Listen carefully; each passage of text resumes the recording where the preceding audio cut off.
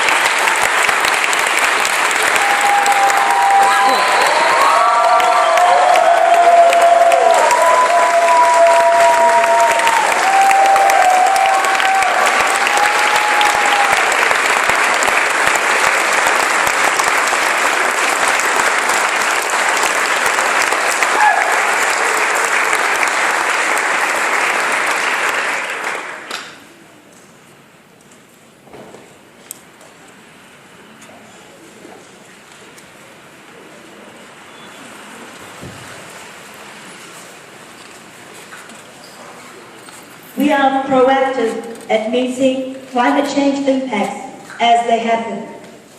We are prepared, educated, and use traditional knowledge to find new ways to help those most at risk that face more intense storms, longer droughts, and rising sea level. The future of the Pacific Islands and the future of the fossil fuel industry cannot coexist. And it is the fossil fuel industry that has to back down, not the Pacific Islands.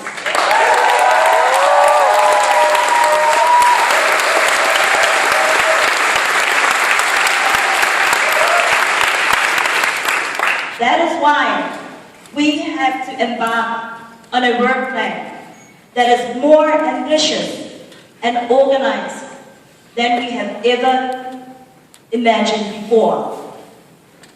On March the 2nd, 2013, we stirred up the warrior energy of 14 Pacific Island nations and territories by showing the incredible and unique warrior dances of our people.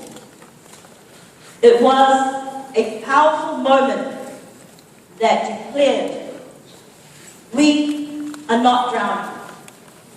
We are fighting.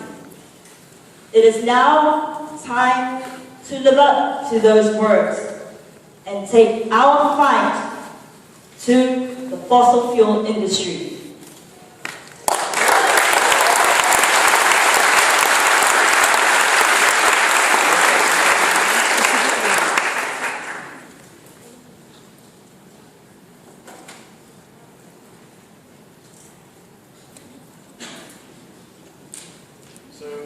Before I start, I would firstly like to acknowledge my Pacific Island brothers and sisters who stand before you today in solidarity against the growing impacts of climate change and how these impacts will shape the future that we live in. I would also like to acknowledge my Pacific Island brothers and sisters who have come a long distance to be part of this movement, a part of the global power shift. From Fiji, Tokelau, Niue, FSM, Marshall Islands, Vanuatu, PNG, Solomon Islands, Samoa, New Zealand, and Australia. I stand humbly right now before you as a Pacific Islander from the island of Kiribati. For those of you who do not know where Kiribati is located, it's in the Central Pacific, neighbor to Fiji and Tuvalu, with the highest point of our island being only at 3 meters above sea level. I stand before you to represent the low-lying coral atolls which are at the front line of this climate change issue. And if it comes to its worst, and already let me tell you, we are already seeing the changes happening and how rising sea levels has and will continue to change the coast of our islands and the morale of our people. As an Kiribati, I am proud to say that my country is one of the leading advocates for climate change within the Pacific region. Our current president, Anu Dedong, is also part of this movement, although in a more political and formal way, making our Kiribati voice heard within the global agenda and at conferences and forums. However, advocating alone is not enough when a population, a land that we call home, our unique identity, on the line. Our voice from the Pacific Islands should not only be heard, but there must be change, action, and movement from the bigger countries so that we can survive. We need to make the world know that if there is no change now, we, the Pacific Islanders, and I, as an Kiribati, will no longer have a land to call home. In Kiribati alone, the rising sea levels have impacts on the houses that we live in, the water that we drink, and the food that we eat. As coastal people, we live along the shore. At times of heavy rains, or even slight rains over a period of days, we are mostly affected. It seems as if one day the rain and the waves will take away and flood our island. Now just imagine, where will we go after that? I want to share an experience with you guys on climate change from my own point of view. And this happens when the tsunami warnings were alerted throughout the Pacific Island. Now, family is a big thing for us Pacific Islanders. That's the people that are most closest to your heart. But at this time, when the tsunami warnings were announced in the Pacific, I was in New Zealand studying, and I was mad and helpless because I was secure while my family, my little brother, who I love so much, was on the islands, helpless. I was there in New Zealand worrying about him and constantly trying to call him. But I wasn't the only one, because my parents as well were there. But my brother was closest to my heart.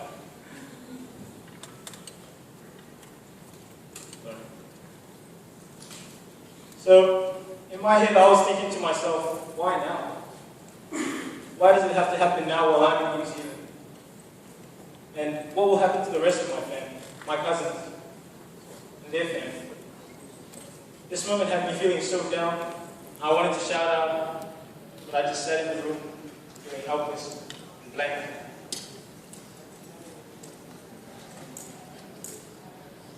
Luckily, that first warning that happened was nothing more than just a warning. But for the people back on the island, they were running like headless chicken because they didn't know how to adapt. Like, they weren't ready for this kind of situation. There were families that just accepted the fact that they might die. So what they did was they grouped themselves up in families and tied themselves up. And if a tsunami had come, they were ready to leave this life as a family. When the tsunami was announced as well in Kiribati, they cancelled schools and work and told the people to return to their homes and secure themselves. But where were they to run to? On an island that's only 3 meters above sea level. Mothers were running around looking for their children, and children were running around looking for their parents as well. Imagine the chaos. The whole island was just in disorder. And I was secure in here. That made me so mad. The second time a tsunami warning was announced was earlier this year when an earthquake struck the Solomon Islands. I was back in Kiribati now. And again, my little brother was there as well. I started panicking not for myself, but for my little brother. I quickly reached for my phone and texted him and told him, get on the roof now, tie yourself in, and I'll come up. It's just, it's heartbreaking to know that you might lose someone in your family, especially someone that you really love, someone really close to you.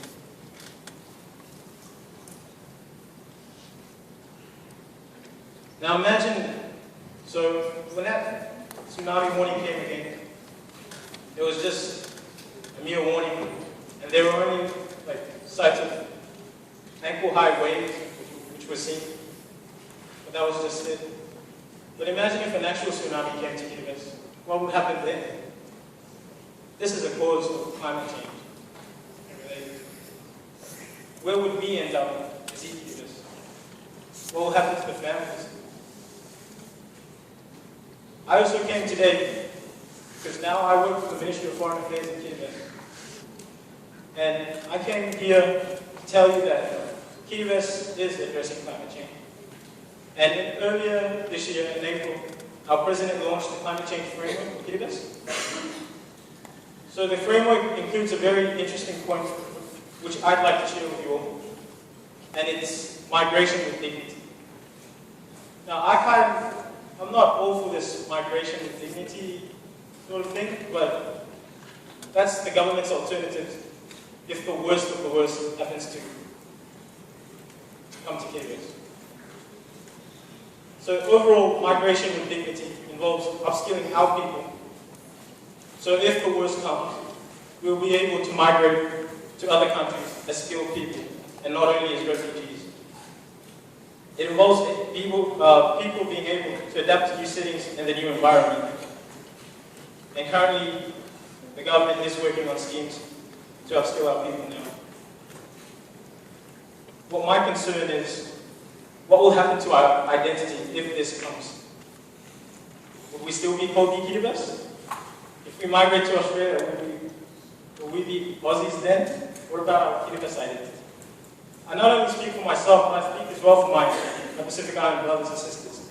What will happen if the worst comes to the Pacific Islands? What happens to our culture? What happens to us? Kiribati is my homeland, and I'm a proud Kiribati.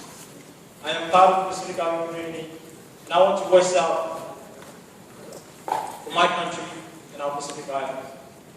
I challenge you, power shifters, and the world to hear us and consider us in the face of climate change.